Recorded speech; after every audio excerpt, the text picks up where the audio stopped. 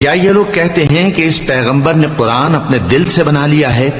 کہہ دو کہ اگر میں نے دل سے بنا لیا ہے تو میرے گناہ کا وبال مجھ پر، اور جو گناہ تم کرتے ہو اس سے میں بری الذمہ ہوں۔ اور نوح کی طرف وحی کی گئی کہ تمہاری قوم میں جو لوگ ایمان لا چکے ان کے سوا اور کوئی ایمان نہیں لائے گا، تو جو کام یہ کر رہے ہیں ان کی وجہ سے غم نہ کھاؤ، اور ایک کشتی ہمارے حکم سے ہمارے سامنے بناؤ، اور جو لوگ ظالم ہیں ان کے بارے میں مجھ سے کچھ نہ کہنا، کیونکہ وہ ضرور غرق کر دیے جائیں گے۔ اور نوح نے کشتی بنانا شروع کر دی، اور جب ان کی قوم کے سردار ان کے پاس سے گزرتے تو ان سے تمسخر کرتے۔ وہ کہتے کہ اگر تم ہم سے تمسخر کرتے ہو تو جس طرح تم ہم سے تمسخر کرتے ہو اسی طرح ایک وقت ہم بھی تم سے تمسخر کریں گے، اور تم کو جلد معلوم ہو جائے گا کہ کس پر عذاب آتا ہے جو اسے رسوا کرے گا، اور کس پر ہمیشہ کا عذاب نازل ہوتا ہے۔ یہاں تک کہ جب ہمارا حکم آ پہنچا اور تنور جوش مارنے لگا تو ہم نے نوح کو حکم دیا کہ ہر قسم کے پالتو جانوروں میں سے جوڑا جوڑا یعنی ایک ایک نر اور ایک ایک مادہ لے لو، اور جس شخص کی نسبت حکم ہو چکا ہے کہ ہلاک ہو جائے گا اس کو چھوڑ کر اپنے گھر والوں کو اور جو ایمان لایا ہو اس کو کشتی میں سوار کر لو۔ اور ان کے ساتھ ایمان بہت ہی کم لوگ لائے تھے۔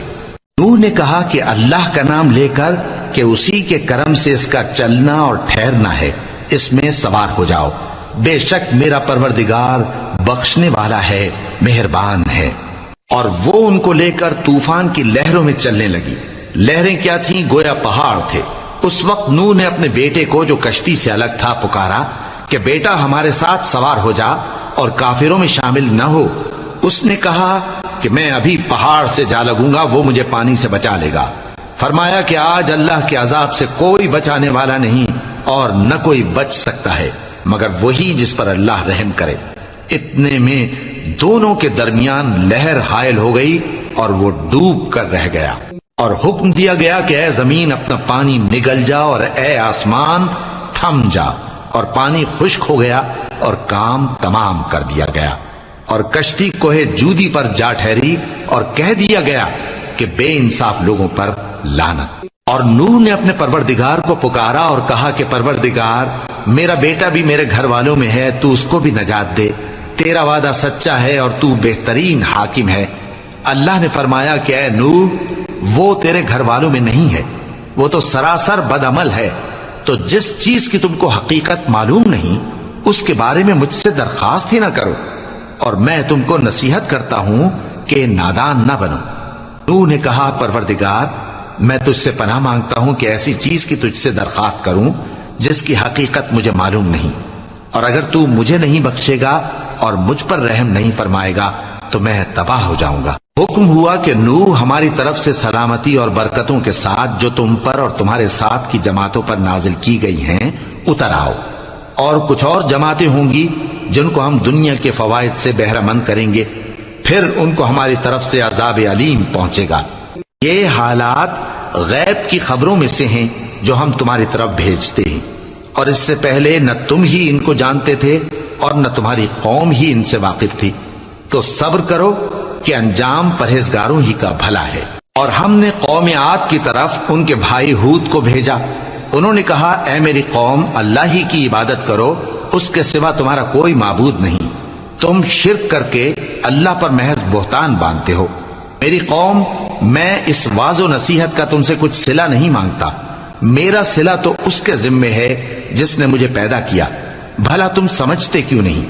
اور اے قوم اپنے پروردگار سے بخشش مانگو،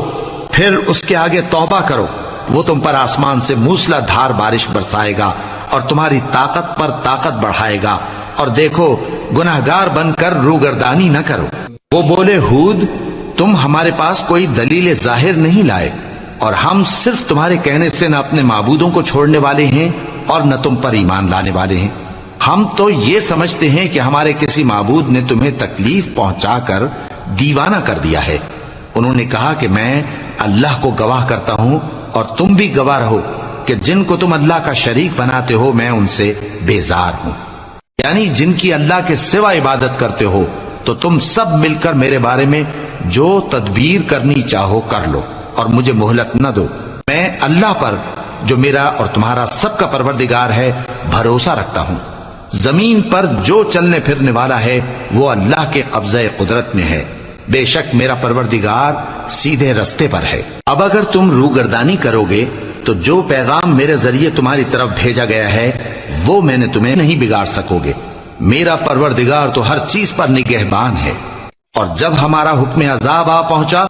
تو ہم نے ہود کو اور جو لوگ ان کے ساتھ ایمان لائے تھے ان کو اپنی مہربانی سے بچا لیا اور انہیں عذاب شدید سے نجات دی۔ یہ وہی قوم عاد ہے جس نے اللہ کی نشانیوں سے انکار کیا اور اس کے پیغمبروں کی نافرمانی کی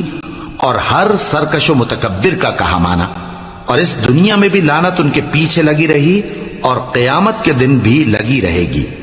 دیکھو قوم عاد نے اپنے پروردگار سے کفر کیا، اور سن رکھو قوم عاد پر پھٹکار ہے جو ہود کی قوم تھی۔ اور قوم سمود کی طرف ان کے بھائی صالح کو بھیجا تو انہوں نے کہا، اے قوم اللہ ہی کی عبادت کرو، اس کے سوا تمہارا کوئی معبود نہیں، اسی نے تم کو زمین سے پیدا کیا اور اس میں آباد کیا، تو اس سے مغفرت مانگو اور اس کے آگے توبہ کرو، بے شک میرا پروردگار نزدیک بھی ہے اور دعا کا قبول کرنے والا بھی ہے۔ انہوں نے کہا کہ صالح، اس سے پہلے ہم تم سے کئی طرح کی امیدیں رکھتے تھے، اب وہ منقطع ہو گئی۔